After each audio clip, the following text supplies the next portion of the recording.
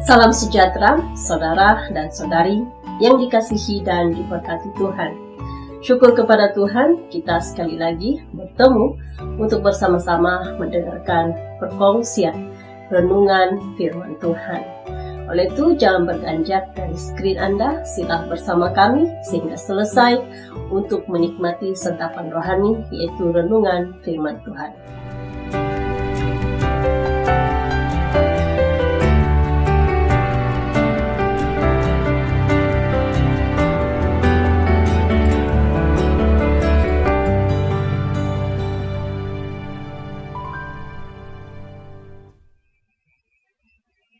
Sebelum kita mendengarkan renungan firman Tuhan, terlebih dahulu mari kita bersama-sama berdoa. Mari kita berdoa bersama-sama. Bapa di sorga, sebentar kami ingin dengar firman Tuhan. Kami mengundang Roh Kudus datang untuk memberikan kami pengertian akan firman-Mu yang sebentar kami akan dengar. Kami juga berdoa untuk hamba-Mu yang menyampaikan, biarlah Engkau sendiri yang memakai dia, memberikannya hikmat, kebijaksanaan, agar apa yang disampaikan adalah apa yang Tuhan ingin bicarakan kepada setiap hati, setiap telinga, setiap pribadi, sesuai dengan keperluan kami masing-masing. Terima kasih Tuhan, kami mau serahkan masa sekitar, bahkan setiap pribadi kami ke dalam tangan-Mu. Mohon Tuhan berbicaralah ya Bapa. Dalam nama Yesus Kristus kami berdoa. Amin. Tema perkongsian kita pada kali ini yaitu mengapa Allah memilih bangsa Israel sebagai umat pilihannya. Saya percaya ramai sekali anak-anak Tuhan, orang-orang Kristen yang punya pertanyaan, persoalan yang sama, mengapa Allah memilih bangsa Israel sebagai umat pilihannya. Banyak-banyak bangsa di dunia ini, ya. Mengapa Allah memilih bangsa Israel sebagai umat pilihannya? Sedangkan kita tahu bahwa bangsa Israel itu sebuah bangsa yang keras hati, keras kepala, ya, tegar tengkuk. Kata di dalam Alkitab sendiri mengatakan bahwa Israel adalah bangsa yang tegar tengkuk, ya, keras hati dan keras kepala. Sungguh pun mereka telah menyaksikan, telah melihat, merasakan kuasa Tuhan, pekerjaan Tuhan, kasih Tuhan, ya. Namun ya masih ada di antara bangsa ini yang keras hati, yang keras kepala, masih bersungut-sungut, masih tidak tahu bersyukur kepada Tuhan. Namun mengapa Allah memilih bangsa Israel? Mari kita bersama-sama melihat dalam Alkitab kita, apa kata Alkitab, dan kita akan bukan saja mengetahui mengapa, tetapi kita akan mempelajari beberapa pelajaran rohani di dalam berdasarkan tema ini, saudara. Ya, kita lihat di dalam kitab Kejadian pasal 12. Kejadian 12 ayat yang kedua berkata demikian. Kejadian 12 ayat kedua, Aku akan membuat engkau menjadi bangsa yang besar dan memberkati engkau serta membuat namamu masyhur, dan engkau akan menjadi berkat. Ya. Inilah perjanjian di antara Allah dan Abraham. Jadi mengapa Allah memilih Israel sebagai umat pilihannya adalah karena kesetiaan Allah kepada janjinya. Kepada siapa? Janji kepada siapa? Janji kepada Abraham. Seterusnya kita lihat di dalam Kejadian pasal 17. Kejadian 17 ayat 5 sehingga ayat yang ke-7 berbunyi demikian. Karena itu namamu bukan lagi Abram, melainkan Abraham, Kerana engkau telah kutetapkan menjadi bapa sejumlah besar bangsa. Aku akan membuat engkau beranak cucu sangat banyak. Engkau akan kubuat menjadi bangsa-bangsa, dan daripadamu akan berasal raja-raja. Aku akan mengadakan perjanjian antara aku dan engkau, serta keturunanmu, turun-temurun, menjadi perjanjian yang kekal, supaya aku menjadi Allahmu dan Allah keturunanmu. Ya. Jadi, ayat ini sangat jelas memberitahu kita mengapa Allah memilih bangsa Israel adalah karena janji Allah kepada Abraham. Ya. Dan karena Allah adalah Allah yang setia kepada janjinya terhadap Abraham. Dan dikatakan bahwa perjanjian mereka adalah perjanjian yang kekal. Dalam ayat yang ke-7, aku akan mengadakan perjanjian antara aku dan engkau serta keturunanmu, turun-temurun, menjadi perjanjian yang kekal, supaya aku menjadi Allahmu dan Allah keturunanmu. Ya. Menjadi perjanjian yang kekal, saudara. Jadi ini adalah perjanjian yang kekal antara Allah, Abraham, dan keturunannya. Mengapa Allah memilih bangsa Israel sebagai umat pilihannya? Karena perjanjian Allah, karena Allah setia. Di dalam perjanjian ini, saudara, terkandung, ya, di dalam perjanjian antara Allah dan Abraham ada kepatuhan dan ketaatan. Ya. Kepatuhan dan ketaatan Abraham kepada Allah. Di dalam perjanjian ini, ya, di dalam perjanjian ini ada iman pada masa depan, di mana Abraham, ya, sungguh pun ia sudah lanjut usia, ya, dan istri dia belum punya anak, tetapi Tuhan memberikan dia satu harapan, satu janji, ya, dan Abraham percaya, ya, pada harapan, pada janji yang Tuhan berikan kepadanya, bahwa akan ada keturunan kepada Abraham dan Sarah. Dan di dalam perjanjian ini, ya, bukan saja ada kepatuhan, ada ketaatan, tetapi ada iman pada masa depan, ya, iman pada masa depan. Dalam perjanjian ini, saudara, ya, ada rasa takut dan hormat kepada Tuhan antara Abraham, ya, Abraham dengan Tuhan. Dan kita melihat ini yang membuatkan Tuhan berkenan kepada Abraham, ya, berkenan kepada Abraham dan saudara dan saudari, ya. Mari kita juga lihat asal usul nama Israel ini, ya, asal usul nama Israel ini kita lihat di dalam kitab Kejadian. Mari kita lihat dalam Kejadian pasal 32 ayat yang ke-28. Kejadian 32 ayat yang ke-28, kita bermula ayat 27 dan ayat 28 berkata demikian. Bertanyalah orang itu kepadanya, siapakah namamu?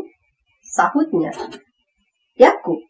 Lalu kata orang itu, namamu tidak akan disebut lagi Yakub, tetapi Israel, sebab engkau telah bergumul melawan Allah dan manusia, dan engkau menang.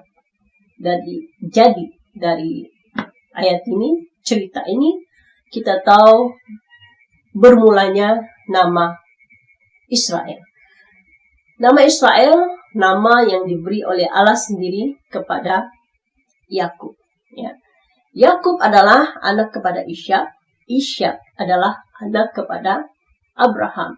Yakub adalah cucu kepada Abraham. Seterusnya kita lihat di dalam Kejadian pasal 35. Kejadian 35 ayat 10 dan ayat yang ke-11. Ya, kita lihat ayat 10 dan ayat 11 berkata demikian. Firman Allah kepadanya, namamu Yakub. Dari sekarang namamu bukan lagi Yakub, melainkan Israel. Itulah yang akan menjadi namamu. maka Allah menamai dia Israel. Lagi firman Allah kepadanya, Akulah Allah yang Maha Kuasa, beranak cuculah dan bertambah banyak, satu bangsa, bahkan sekumpulan bangsa-bangsa akan terjadi daripadamu, dan raja-raja akan berasal daripadamu. Jadi saudara, ya, kita dapat tahu asal mula nama bangsa Israel ini diberi oleh Allah sendiri kepada Yakub, ya. Dan dari Yakub ini keluarlah, ya, 12 suku bangsa, ya. 12 suku bangsa yang gagah perkasa, yang berani, ya, yang menguasai, yang begitu kuat sekali, saudara.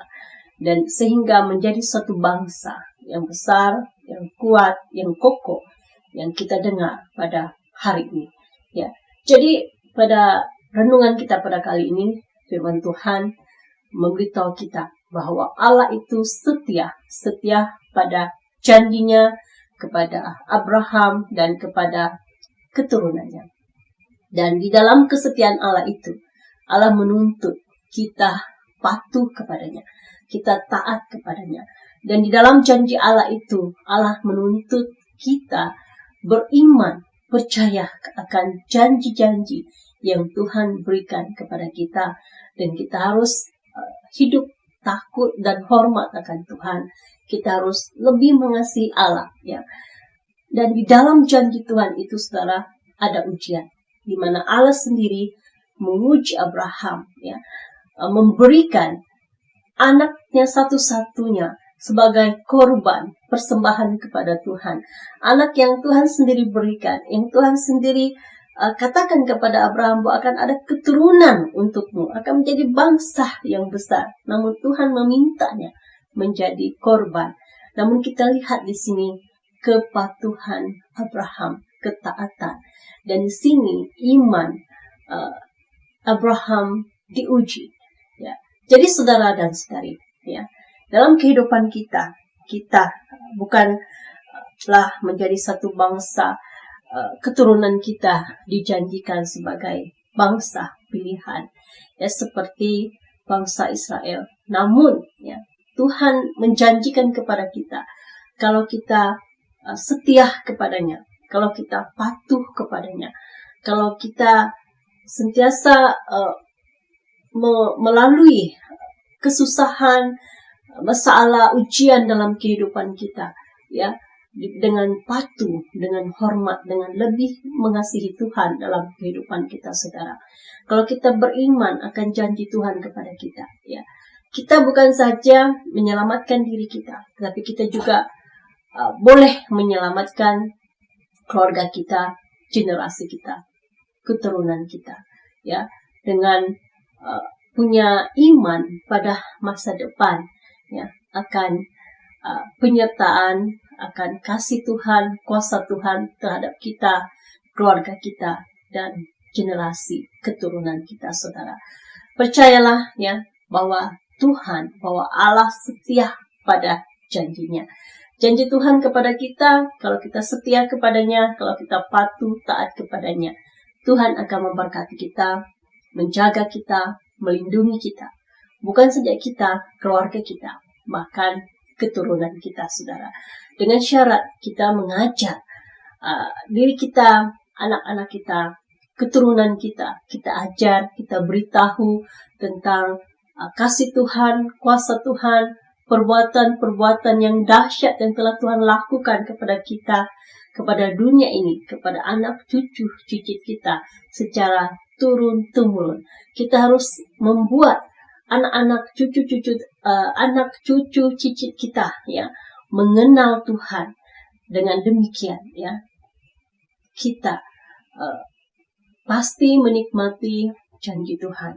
Dan percayalah bahwa Tuhan setia kepada janjinya. Dia sentiasa menjaga, memimpin, dan menaungi hidup kita. Saudara dan saudari yang dikasihi dalam Tuhan, demikianlah renungan firman Tuhan kita pada kali ini yang bertemakan mengapa Allah memilih bangsa Israel sebagai umat pilihannya. Dan pada saat ini, ya, setelah Tuhan Yesus menebus kita, kita juga adalah umat pilihan Tuhan, umat ketebusan Tuhan, ya, karena kita telah ditebus, ya, dan Tuhan memang setia kepada janji-janjinya kepada kita. Dan sebab Allah memang setia, Allah tidak boleh, tidak dapat memungkiri dirinya, janjinya, karena Dia setia. Dan ingatlah, apapun yang terjadi dalam hidup kita, dimanapun kita, apapun yang kita lalui, ingatlah, Allah sentiasa bersama kita, Allah tetap setia kepada kita, saudara dan saudari. Demikianlah perkongsian renungan firman Tuhan. Mari kita tetap kekal mengasihi Tuhan, tetap kekal patuh kepadanya, tetap kekal hormat takut akan Tuhan di dalam kehidupan kita. Apapun badai yang melanda hidup kita pada saat ini, pada hari ini. Sebelum kita mengakhiri renungan firman Tuhan, mari kita berdoa bersama-sama. Allah Bapa yang di surga, terpujilah namamu, segala hormat dan kemuliaan hanya bagimu ya Tuhan. Karena Engkaulah Tuhan Allah yang setia, Tuhan Allah yang setia pada janjinya. Kami percaya Tuhan, janjimu bukan saja kepada Abraham, bukan saja kepada keturunannya, bukan saja kepada bangsa Israel, tetapi juga kepada kami. Karena Engkau berkata bahwa Engkau menjadikan bangsa Israel sebagai umatmu untuk memberkati bangsa-bangsa yang lain. Dan kami sangat bersyukur Tuhan, kami juga menikmati berkat-berkat itu. Berkat yang terpenting, berkat keselamatan yang Engkau berikan di dalam Yesus Kristus, yang kami kenal sebagai Tuhan dan Juru Selamat kami. Terima kasih Tuhan atas kesetiaan-Mu.